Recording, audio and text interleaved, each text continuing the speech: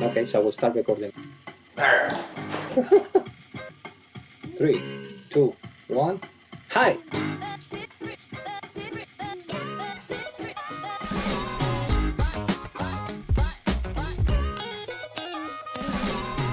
Hey, what's up? This is Todd. Hi.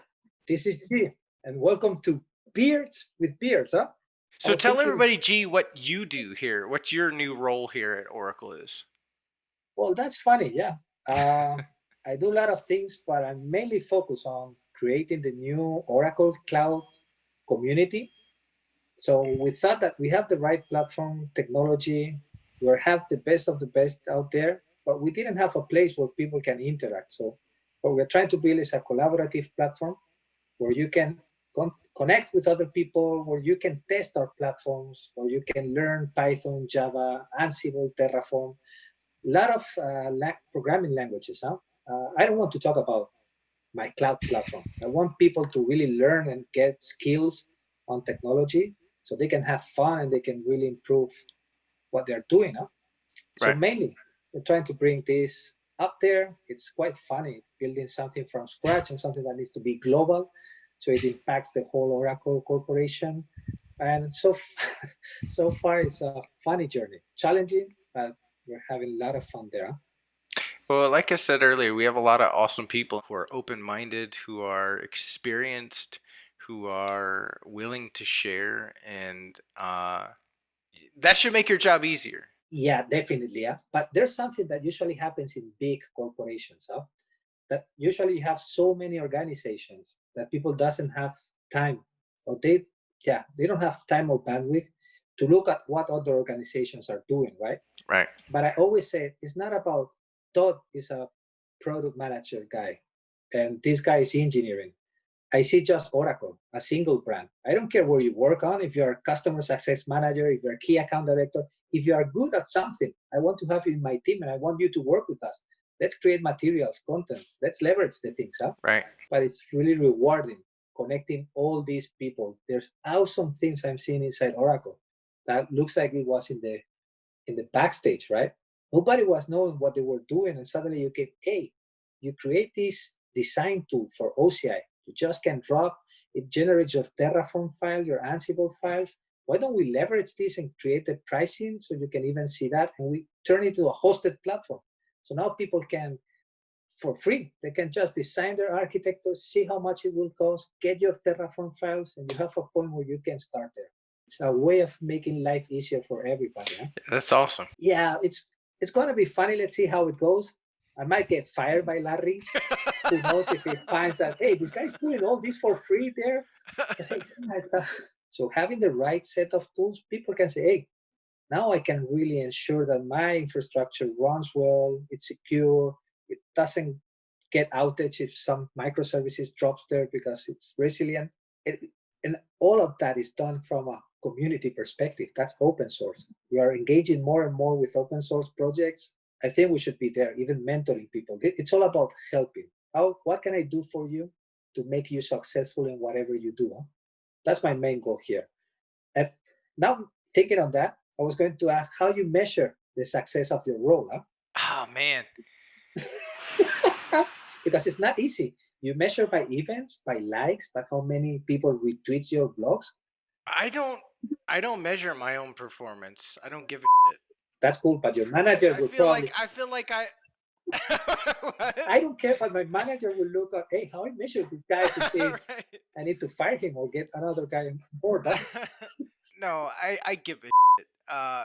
No, I let my boss worry about that. I mean, we have obviously ways to track the things that we produce on our own blogs.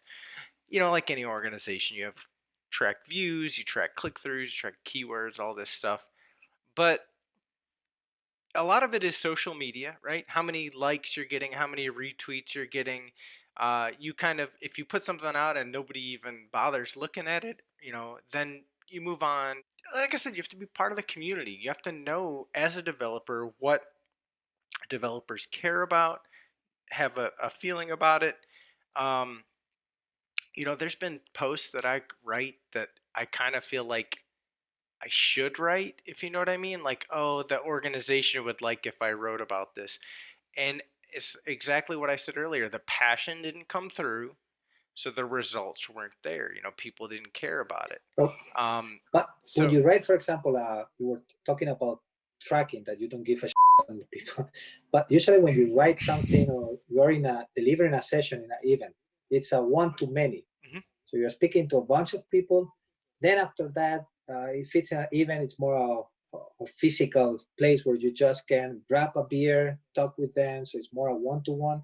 But when you write blogs, you usually don't reach out other than the people that ask questions and add comments there. So Yeah, and nobody does that anymore, yeah, man. I mean, 10 years ago, people were more interactive when it came to that stuff, but people now, they don't really interact as much when it comes to blog posts and stuff.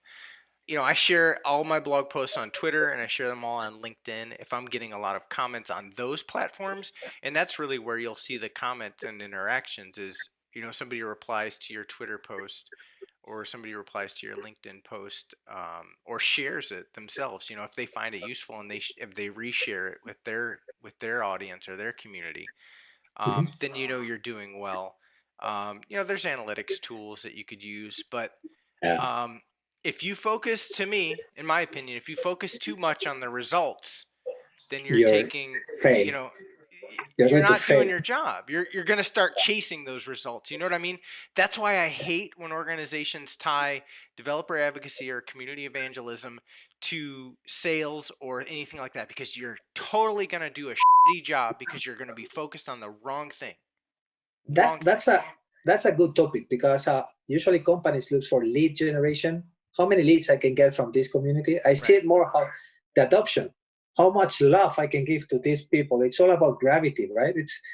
Hey, it's a bunch of friends that love what they're doing. They like to spread the voice out there to get people engaged in projects. How we can create these things, but then the company's on the back saying, "Hey, I want leads there. How many Right. people? How many business opportunities?"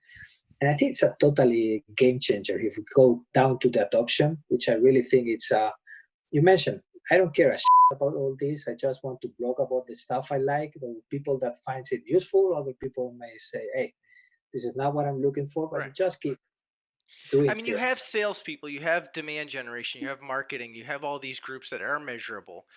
Leave developer evangelism and developer advocacy out of it because it's totally different. You're working at a totally different for a totally different purpose and you're achieving totally different goals. You're interacting. Developers do not want to be sold to. They hate it. They can't stand it. If you stand Yeah. up in front of us, if you put a tie on and stand in front of a group of developers, 90% of them are going to be on Twitter, on their phone, Instagram, just not paying attention to you. It's a fact. I'm sorry. Maybe there are some developers who are receptive to that, but the majority of Oh, them are not. don't come to show me your sales pitch. Right. Just show me what you can do there. Huh? Yeah, man. Yeah.